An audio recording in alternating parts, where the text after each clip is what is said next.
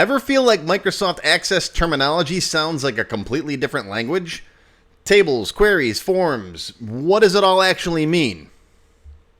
Here's the simple way to think about it. Everything in Access revolves around one thing: tables. Tables are where your data lives. For example, customers.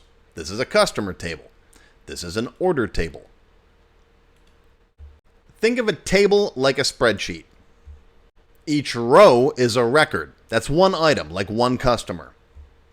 Each column is a field. That's a piece of information, like a last name or a phone number.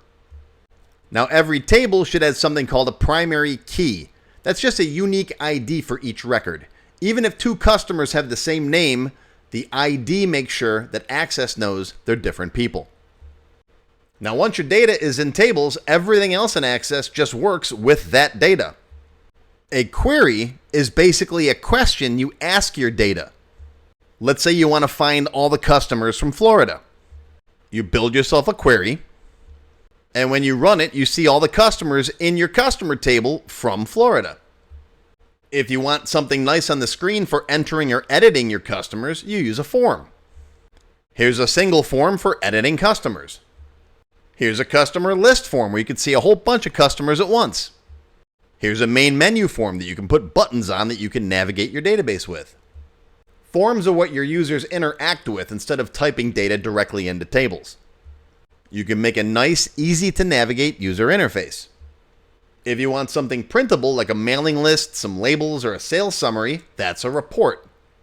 Reports are for formatting and presenting your data. Here's a customer report. And if you go to the customer form and go to their orders, here's an invoice. And that's another report. You can print these out or you can email them as a PDF. Think of it like this. Tables store the data, queries find it, forms let you edit it, and reports show it off.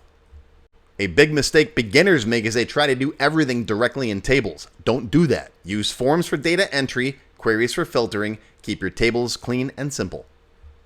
When you get a little more advanced, macros are a simple way to automate tasks without writing code, like opening forms or running reports. And modules are where you can write VBA code for more advanced automation and custom functionality. If you want to learn more about how all these pieces fit together, check out my free Access Beginner Level 1 course. It's over 4 hours long, and I walk you through everything step by step. We build a complete database from scratch using tables, queries, forms, and reports. It's all free on my website and my YouTube channel, and you can get started right now. Live long and prosper, my friends.